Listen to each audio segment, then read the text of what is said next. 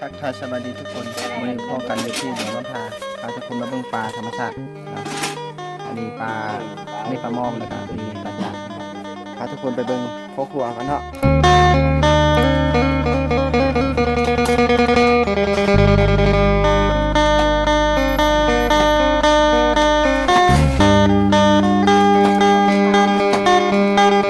นี่กำลังจัดเตรียมอาหารการกินเนาะทุกคน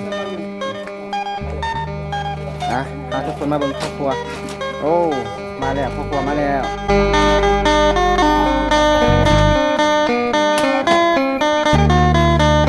นะพาทุกคนมาเบิ่งพ่อครัวเด้อนี่เด้อ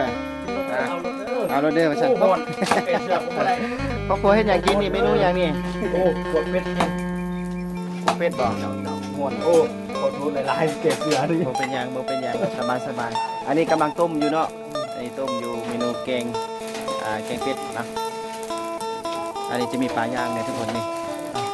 ปลาย่างโอ้คักปลาธรรมชาติ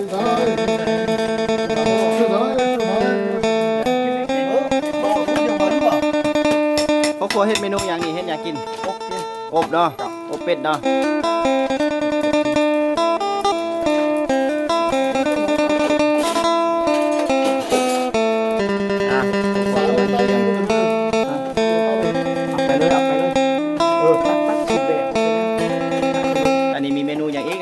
แนะนำเลยเด้อหัวเบะ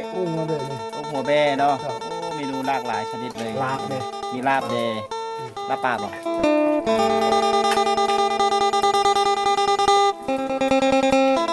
ทักทายสวัสดีเนาะทุกคนพาทุกคนมาเบิ่งวิถีชีวิตของการดำรงชีวิตอยู่ถึงเขตธุรกันดารเนาะแต่ว่าเต็มไปด้วยความสุขเนาะทุกคนเนาะอุดมสมบูรณ์ทุกสิ่งทุกอย่างมีครบนี่พาทุกคนมาเบิ่งผักท้องถิ่นเนาะอันนี้เป็นผักกูดเนาะงามเห็นปะเป็นผักกูดนะคุณโกกบางใหญ่ๆนี่นะเนาะแกแล้วเนี่ยพาทุกคนมาเบิ่งข้าวเนาะวันนี้เนาะเป็นข้าวเจ้าเนาะทุกคนช่วยกันคนละไม้คนละมืออาหารเที่ยงด้านนี้นึงนะอาหารเที่ยงข้าวนี่เป็นข้าวให้ได้เบิ่งจริงๆเห็นปะข้าวธรรมชาติเนาะปลอดสารพิษมาเบิ่งอาหารโอ้หลากหลายชนิดถือว่าคักสุดเลยเนาะ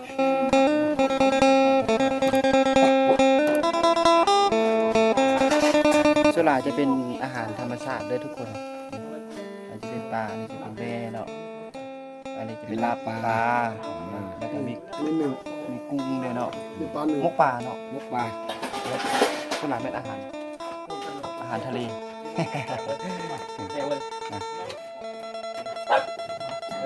ก็ยังมีอยู่เมนูหนึ่งนะเมนูโอเป็ดนะเดี๋ยวจะติดตามมาทำหลังนะจะได้ขอจบคลิปเพียงเท่านี้นะทุกคนนะ